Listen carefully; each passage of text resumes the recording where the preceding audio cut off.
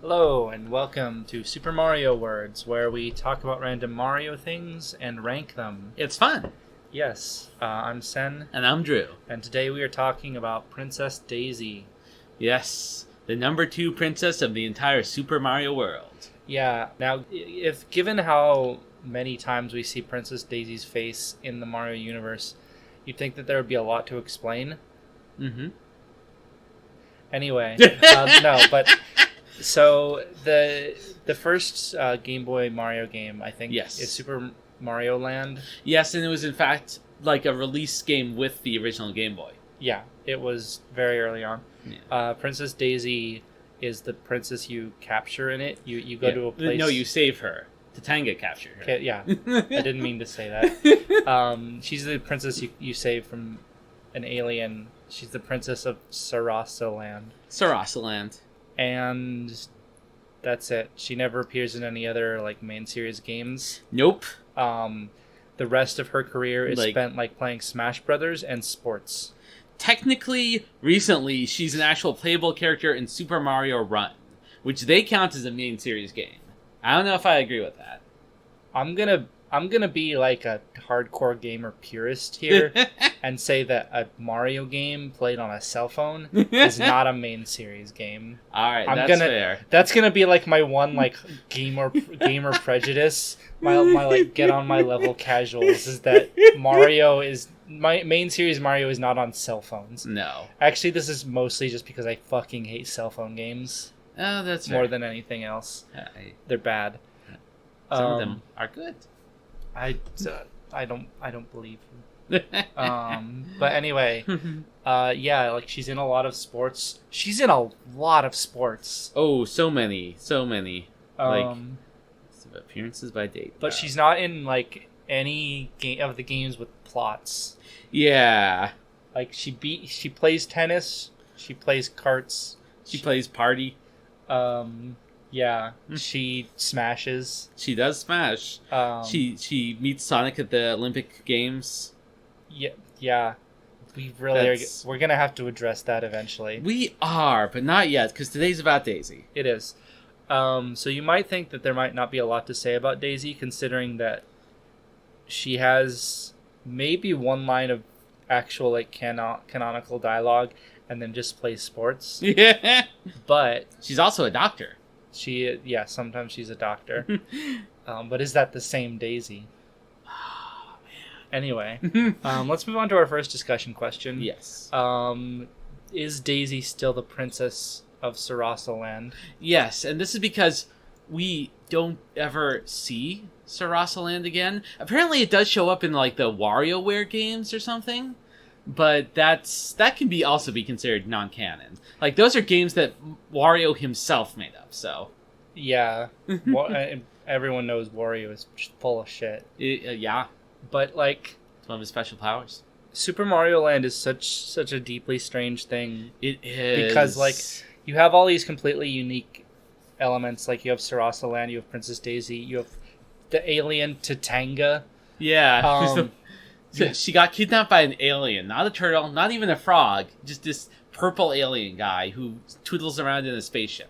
You have flying moai heads. Yeah. And all of the elements of that. Mm-hmm. All of it. Yeah. Has seen virtually no reappearances since this literal one game, except Princess Daisy, one of the most recognizable side characters in the series. Yep. What the fuck do we do with that? Okay. Well, man.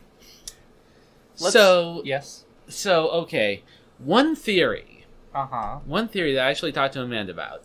Yes. Is that Rasaland has actually been absorbed into the Mushroom Kingdom. Yeah. That complicates her relationship with Peach. It complicates a lot of things, and yet it makes sense because, like the wiki says, despite being the princess of Rasaland, she currently resides in the Mushroom Kingdom. She's never actually seen outside of, Mushroom Kingdom-y places and, wherever sports take place ever again. Yeah, I guess so. We should probably briefly explain what Rasaland is. Oh, yeah. I should clarify again. It only appears once, in a Yes. Game Boy game. In a Game Boy game. There's not a lot to say. No. But apparently In a Game Boy game you can beat in like an hour.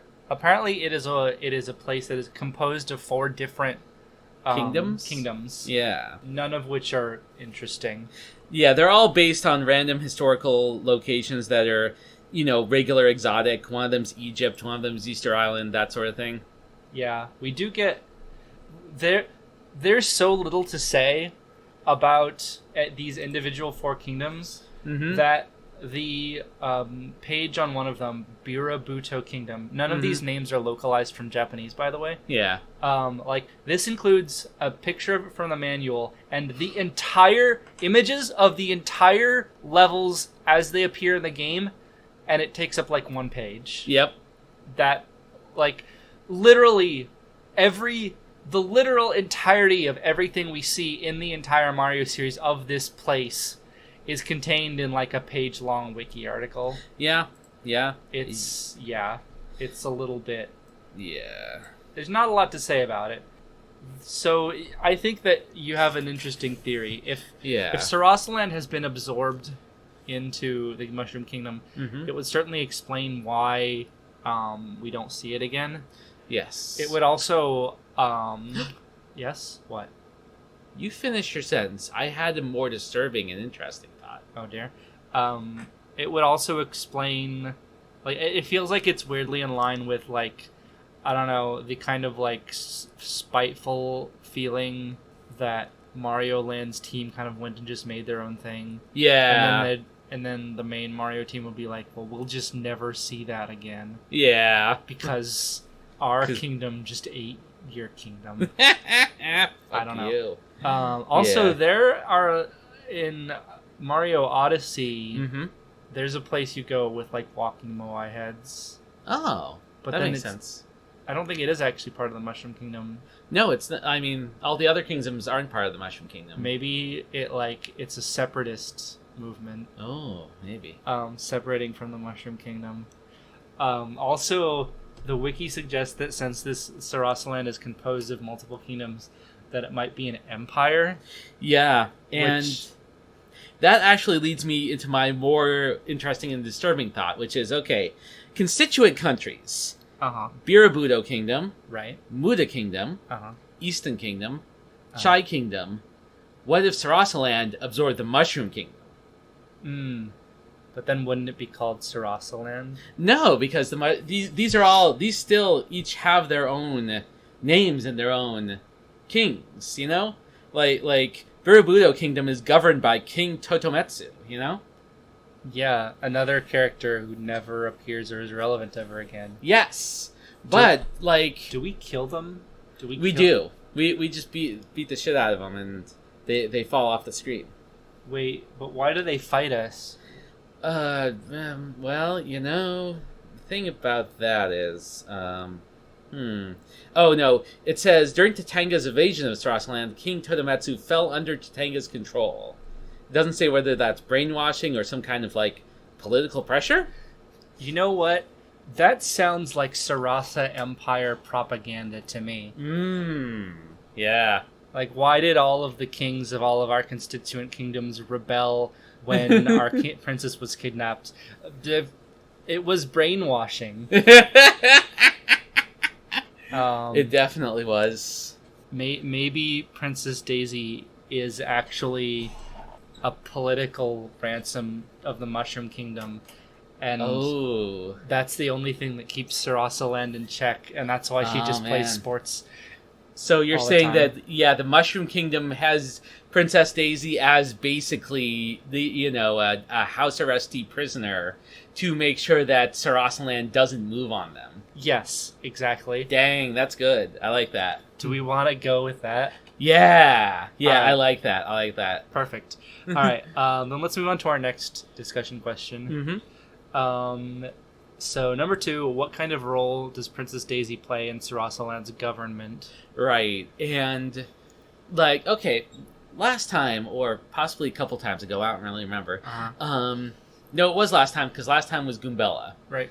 And we discussed about the possibility that Princess Peach is a kind of religious figurehead in an anarcho-monarchy.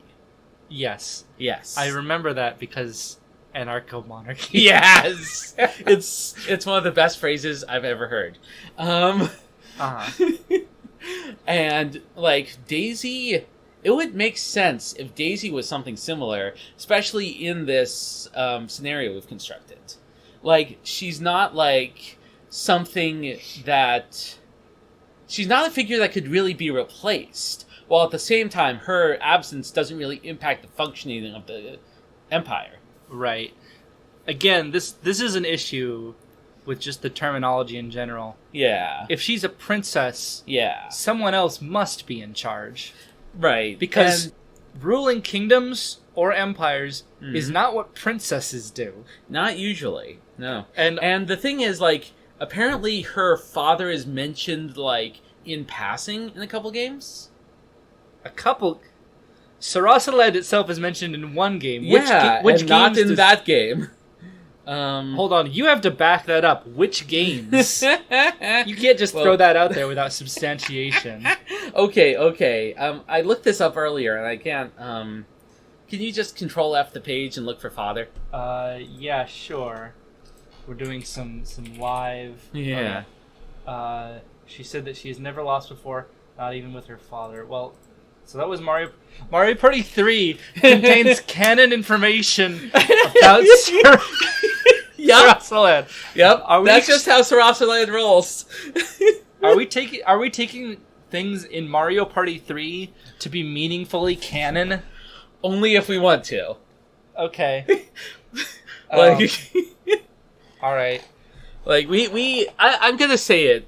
Even in our loose definition of canon, the Mario Party games can be as canon or not as you want. Yeah, I mean, I don't know. The Mario Party games are an anomaly. They're a whole thing about their own, and we may get into that someday, but not today. Yeah, but yeah, with Rasaland, we have less evidence than we do with the Mushroom Kingdom that there isn't already someone else in charge. Yeah. Like, with the Mushroom Kingdom, if there was a king, we definitely would have noticed by now. Yeah. Apparently, I looked by Peach's page. It apparently says something about that, but I didn't even... right now is not the time, right?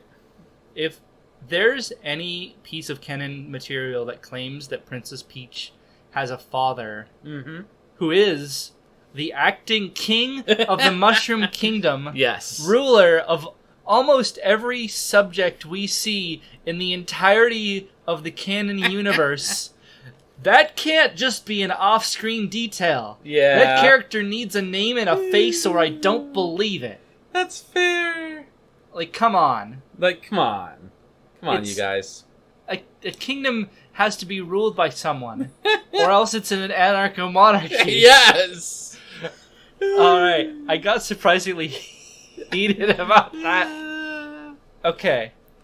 Are we satisfied with that answer? Yeah, yeah. That's simple, it's straightforward, I'm good with it. Alright, then let's move on to our third discussion question, which I consider to be an interesting one. Absolutely. So, I think I need to set this up, right? Yes. So, two pieces of information we know. Yeah. Apparently, Daisy was initially portrayed speaking with a British accent. Right. But then was later... Which makes sense for a princess. Yes. Which was... but she was then later portrayed speaking with American slang with a twang. Yes. Which the wiki does not elaborate on. No. But I'm going to go ahead and assume probably like a southern twang. I mean, that's usually what people mean when they say twang. Southern, maybe Texan. Yeah. On the other hand, wikis have a tendency to use words in creative manners. That is very true. But we're just going to go ahead and assume that. Yeah. So we know that she speaks like an American. Yes. She hails from a country that is made up of a number of smaller constituent parts. States, if you will. Yeah. So the question looms large. Is Daisy American? Right. And, like, this also brings in, like, the Japanese conception of what Americans are like. Mm-hmm. They're loud, they're physical, they're, emotionally outgoing, and don't usually perform social niceties right. Yeah, it's pretty funny, actually. It is. It's great. I have no problems with this. They go stereotype. around wearing American flag bandanas. Yes. But like Daisy is explicitly described as a tomboy. Yeah. By the wiki, anyway. And like she shows it. Like in some of the sports games, she gets like very like doing victory dances and stuff. Right. And also, I mean, coming from like ruling over an empire that pretends not to be an empire. Yeah. I think Yeah. I think that you could make the case that Daisy's like Princess Peach's American pen pal, whom she kidnapped. Yes, and that Rasaland is basically America. Yeah, at least in the geopolitical sense. It's America if America's had 4 states that were Egypt, Bermuda, Easter Island, and China. Yes. To be fair, they might have more states that we just don't see in the game. That's true. If we don't see Rasaland ever again in the whole of the Mario canon, what's to say that we saw all of it? Yeah. So yeah. And there's one other idea that I thought of, one other thing that could be a distinct possibility if, in fact, Daisy is American, Rasaland is basically America. Which is canon. Which is canon now. Yes. Yes. Yeah, there is one other place in the Mario universe that A, is highly associated with an American location, and B, has a lot of humans in it. New Donk City. Yes. Interesting. And it's possible that, in fact, New Donk City is in Rasaland. That would definitely be enriching. Yeah. But wait a second. You realize what that would mean, right? What would it mean? Mario would be from Rasaland. Yep. He would be a Rasalander. Yep. And so would, like, basically, possibly all of the humans have ancestry there. Holy shit. Yeah. If we talked about how New Donk City is probably where humans mostly come from, with the exception possibly of Old Donk City, wherever that is. Right. And to be fair, maybe New Donk City is outside Rasaland and Old Donk City is inside it. But either way, this changes everything. Yeah. Wow. So, how does Mario feel about his princess of his originating land being held captive by the Mushroom Kingdom? I gotta wonder how much he actually knows about it. There's, I thought of one more possibility here. What's that? Which is that, okay, Mario acts differently towards Princess Daisy in Super Mario Land than he ever does outside of it. He treats her basically like he treats Princess Peach in the regular games. Right. He's disappointed when she turns into a giant monster butterfly. As you do. Yeah. But is, has this kind of weird romantic tension, Right. It's possible that Super Mario Land actually shows Mario's, unnamed father or grandfather, possibly just Mario's father, the person who came in between the Donkey Kong Mario and the Mario of today. I think that it's explicit about it being Mario, though. Is it? Yeah, because when he returns to the Mushroom Kingdom in Super Mario Land 2, like Wario has invaded. Oh yeah, that's right. Okay, that's fair. So, as much as I do like the theory, yeah, it doesn't. That's fair. We don't want to throw out that piece of the timeline. We definitely don't want to contradict anything. Well, how could we even do that if all we're going by is canon? It's true. It's all 100%. It's 100% consistent canon all the way. Yes, including the villain's tridecagon. Yes! Told you we were going to do one unraveled script. With every episode. That's our promise here at Super Mario Words. Yes. Please don't check previous episodes to see if we made good on that promise. It's probably close. It's probably close. So, yeah, I think that we could very well conclude that Daisy is American. The American analog here. Yeah.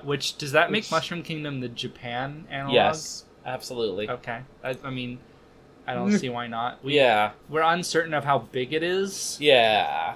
But... I mean, it does have a lot of islands, clearly. Yeah? Yeah. On the basis of what? Well, the basis of... Rogueport's an island. You need to be prepared to at least make something up if I call you on that. The conversation is the whole podcast. That's fair. I feel like I'm like, well, there are a lot of the games with islands, but then I was like, wait, how many of them actually take place in the Mushroom Kingdom? Like, Super Mario World has a bunch of islands. Does that actually take place in the Mushroom Kingdom? Is that where Yoshi's from? Is that the what? I don't know. I was gonna say that maybe what was the setting of Sunshine again? Oh, Isle Delfino. Yeah, Isle Delfino might have been part of the Mushroom Kingdom. Oh yeah, there you go. Maybe Isle Delfino is like the Hawaii of the Mushroom Kingdom. But then that's kind of depressing, actually. I mean, maybe it's the that southern part of Japan that's nice and warm and stuff. Maybe. Yeah, I'm sorry for not remembering. It's actually not well defined. It's not well defined. Right. It's not well defined, like, where... Like, is Isle Delfino, like, an independent state? Is it part of the Mushroom Kingdom? Is it part of a different kingdom? It's, like, not really well defined. The geopolitics of the Mario world are just always this murky. It's very murky. Which is why we have us to show the way. So I'm like thinking... Every time I try to, like, cohere together based on the canon settings, it gets murky. Like, so Super Mario Brothers 3, I think, takes place entirely in the Mushroom Kingdom, right? Okay, yeah. Except when you, I guess, go to Bowser's Kingdom, which would make sense because that was a thing, right? Where I think. But then, shoot, hang on. There's just such a mess. Of it. I think it was like all within the Mushroom Kingdom, but then there are also. Okay, so if so, there's a lot of islands in that, Are they all islands, or are they just lands? Some of them are definitely surrounded by water. That's true. There are, yeah. We should confirm if it's actually, like, if it says anywhere if SMB3 mostly takes place in the Mushroom Kingdom. I think that, like, that Odyssey is one of few games where you jump from place to place and it's explicit that it's outside of the Mushroom Kingdom. Yes. Those are all sovereign kingdoms, or sovereign... nations? Is New Donk City like a... I guess if it's part of Rasaland, then it would be that. I mean, that would make sense. Yeah. The map of the Mushroom World? What the fuck? What are you looking... This is from Super Mario Advance 4, Super Mario Brothers 3. Uh-huh. It has a world map, and it calls it the Mushroom World? What? That's not a thing that has been in anything. Okay, I'm just gonna pull the ripcord here, get us out of this topic, and move along. Let's move on to our fourth discussion question. Yes, which is, what can we say about Daisy's relationships with the other characters? Right, because it's not necessarily transparent due to the fact that she doesn't have like canon interactions with anyone. Yeah. Well, okay. Peach is definitely treated as her friend, even if she also kidnapped her. Yes. I mean, they clearly they get along personally. Yeah. And, like, Daisy doesn't seem that overtly concerned with geopolitics in the first place. Yeah, which makes sense if, they're both these kind of, higher-level cultural figures and whatnot.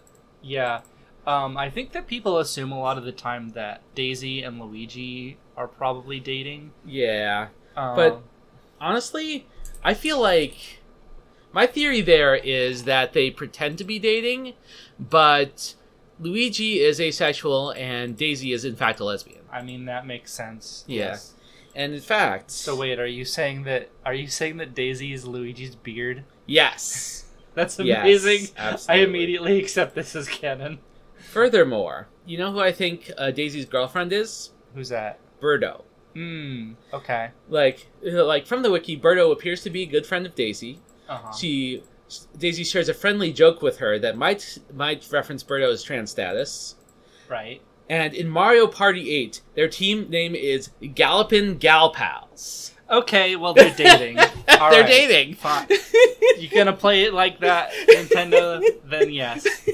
Hold on. Let's see. One of Daisy's closest relations is with Luigi in NES Open Tournament Golf. So this goes back Oh yeah, Boys. way back early. Daisy is seen as Luigi's caddy, and Mario Golf Toadstool Tour shows Luigi and Daisy golfing alongside Peach and Mario.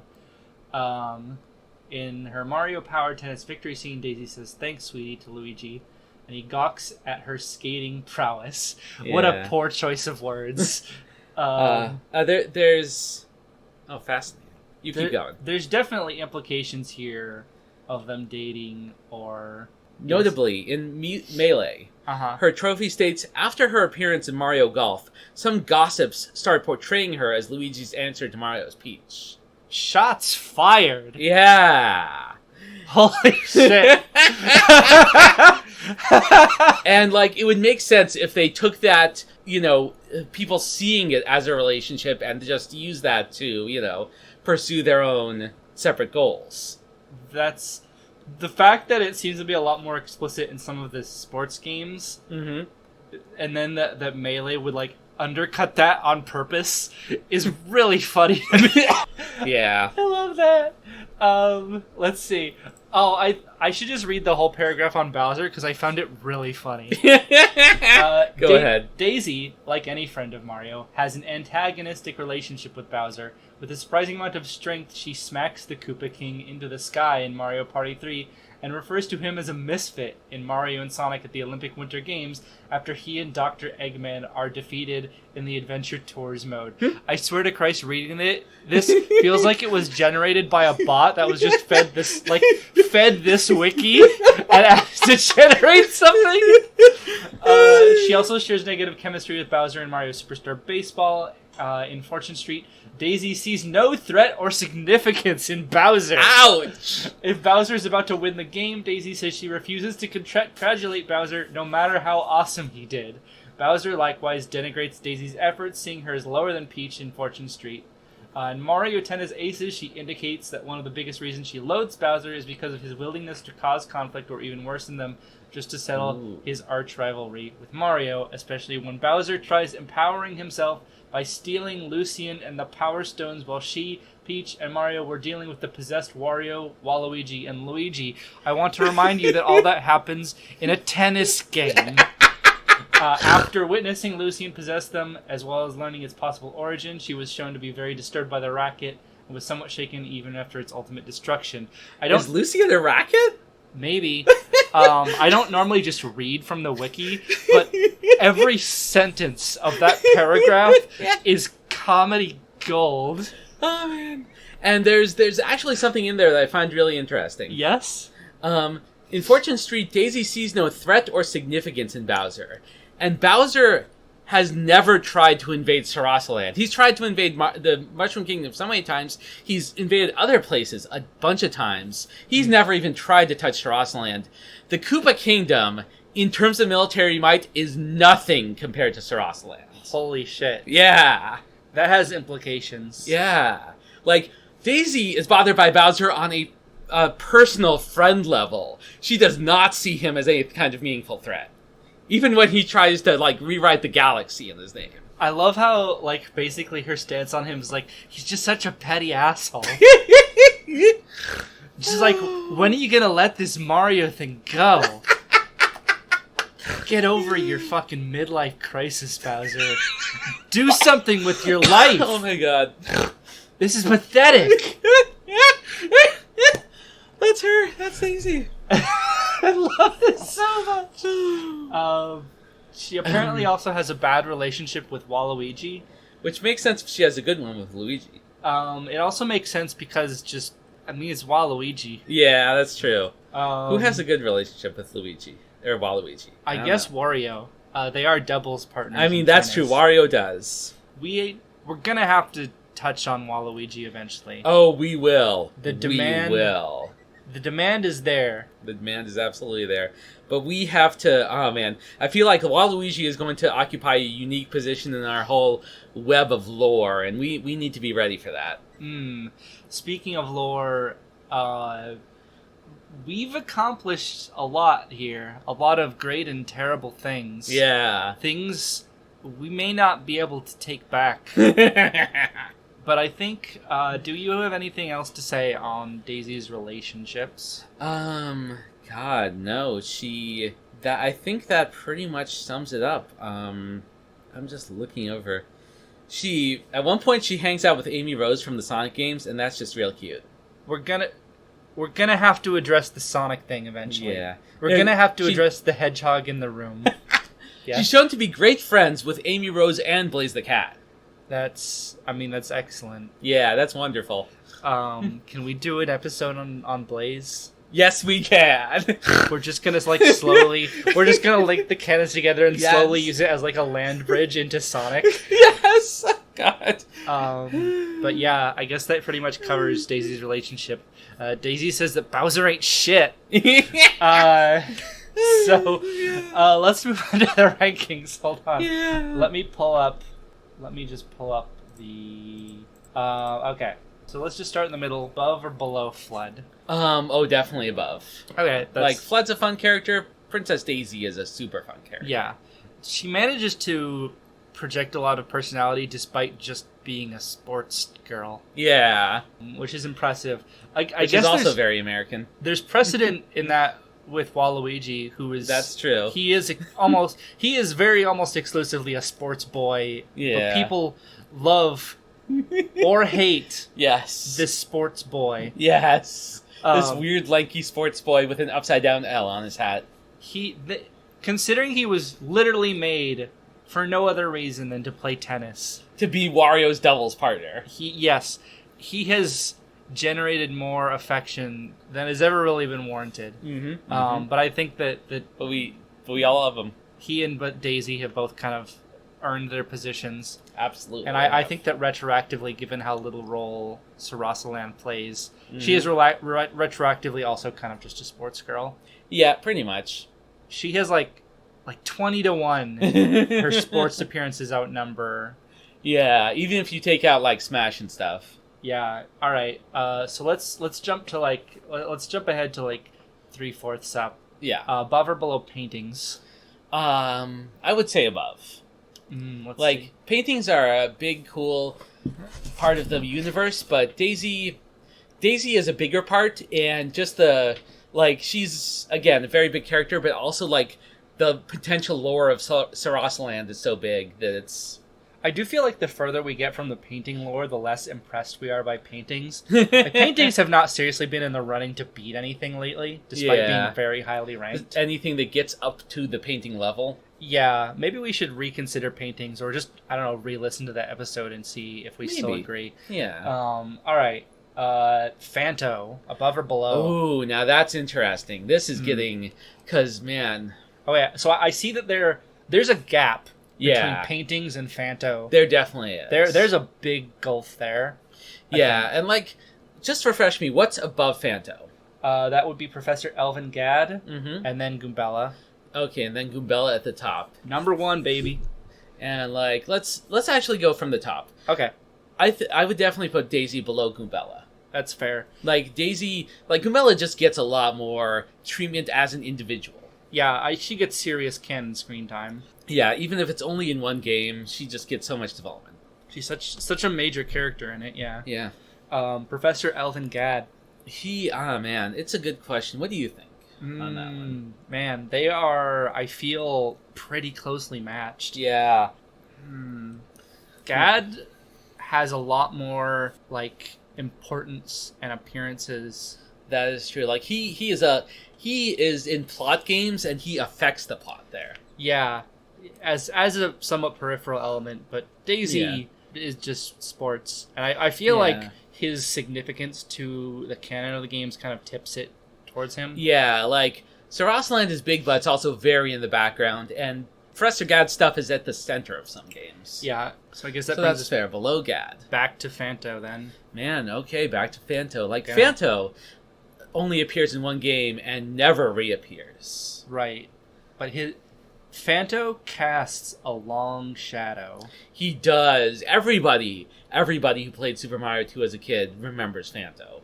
Yeah. And is in fear of Fanto. People still talk about Fanto, despite the fact that it has vanished. Mm-hmm. It's so important to people's memories of the early series. Yeah. And on the other hand, like, Daisy is still, a main cast secondary character. It's very close. It's very close. I think I'm going to give it to Daisy. All right. Just because she is still appearing and we could still get more on her. Yeah, that's She's true. more open.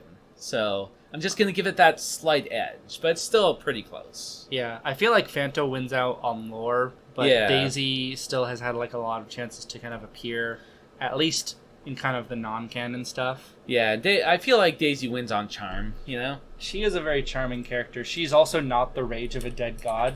I mean, yeah. Which does help her to... I mean, she's a little bit more charismatic in that sense. I mean, that is true.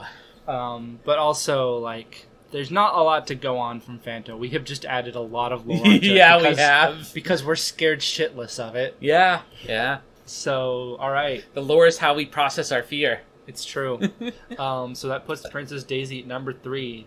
So that's right. top 3. Goombella, Professor Elvin Gad, Princess Daisy. They're all, like, characters. Yeah. Which kind of, I think, characterizes some of our priorities. It does. It's going to be interesting if we have like a generic enemy type or a location or something like that we just feel is like so stellar that it gets into like the top tier. Yeah. But paintings are kind of where that's at right now. But there's the gap.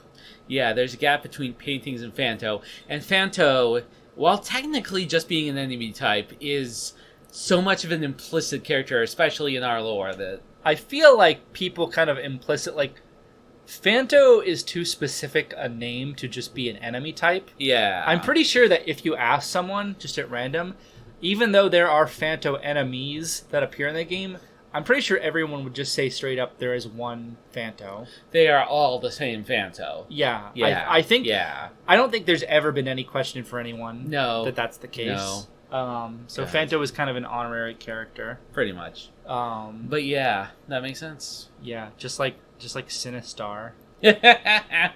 Phanto has a lot in common with Sinistar. Yeah. It probably hungers. It absolutely hungers. Anyway, so I guess that covers everything for Daisy today. All right, sounds good. All right, so I guess we will talk to everyone next time. Bye-bye. See you tomorrow, Z.